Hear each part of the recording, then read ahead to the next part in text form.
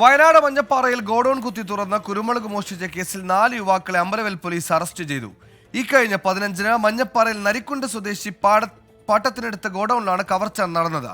400 കിലോയോളം ഉണക്ക കുരുമുളകാണ് കട്ടത്.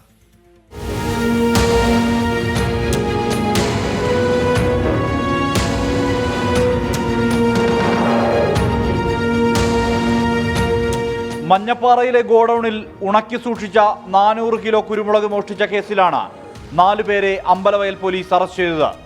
ആനപ്പാറ തോണിക്കല്ലേൽ വീട്ടിൽ അഭിജിത്ത് രാജ്, മഞ്ഞപ്പാറ കാളിലാക്കൽ വീട്ടിൽ നന്ദകുമാർ, ബീനാച്ചി പഴുപ്പത്തൂർ ആനക്കയംകുണ്ട് വീട്ടിൽ AR നവീൻ രാജ്, ബീനാച്ചി അമ്പലക്കുന്ന് വീട്ടിൽ MA അമൽ എന്നിവരെയാണ് പിടികൂടിയത്. ഇവരിൽ നന്ദകുമാർ, അഭിജിത്ത് എന്നിവരെ കഴിഞ്ഞ ദിവസം കോടതിയിൽ ഹാജരാക്കി ജാമ്യത്തിൽ വിട്ടയച്ചു. മറ്റു 2 പേരെ ഇന്നും കോടതിയിൽ ഹാജരാക്കി. ഇവർ കുരുമുളക് കടത്തിക്കൊണ്ടുപോകാൻ ഉപയോഗിച്ച സ്കൂട്ടിയും പോലീസ് കസ്റ്റഡിയിലെടുത്തിട്ടുണ്ട്. മാർച്ച് 15-ന് രാത്രിയിലാണ് 2 ലക്ഷത്തോളം രൂപ വില വരുന്ന ഉണക്ക കുരുമുളക് സംഘം കവർന്നത്. SHO KP Praveenkumar, SI KA Shah Jahan എന്നിവരുടെ നേതൃത്വത്തിലായിരുന്നു അറസ്റ്റ്. 24 വയനാട്.